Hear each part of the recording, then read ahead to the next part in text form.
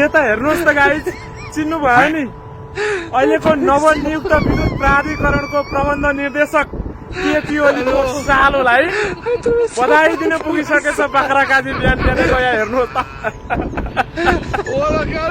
अस्तिसम्म अब यो पुरा कार्यकाल कुलमान घिसिङै प्रबन्ध निर्देशक बन्छन्, सरकारले हटाउँदैन, कसैले हटाउँदैन भन्दै थियो होइन। हिजो चाहिँ यही जाने बन्धु सरकार कांग्रेस र एमालेका भ्रष्ट मिलेको सरकारले हटायो। आज बिहान बिहानै बाख्राकाजी, नेपालीमा अंग्रेजीमा मटन काजी भन्ने मान्छे बधाई दिने पुगिसकेछ। अनि यहाँ हेर्नुहोस् अरू कुलङ्गारहरू कसरी खुसियाली मनाउँदैछ। अब चाहिँ विभिन्न ठाउँमा चाहिँ अब सेटिङ मिलाएर मजाले लुट्न पाइने भयो, अब कमाइने भयो भनेर यस्तो मजाले खुसियाली मनाउँदैछ। हेर्नुहोस् अब यहाँ यो अपराधी षड्यन्त्रकारी नरपिचासहरू यहाँ हेर्नुहोस् अब कस्तो खुसियाली मनाउँदैछ। अब विभिन्न चाहिँ अब कम्पनी चलाउनेहरूसँग, उद्योग चलाउनेहरूसँग चाहिँ अब त्यताबाट लुट्न पाइने भयो।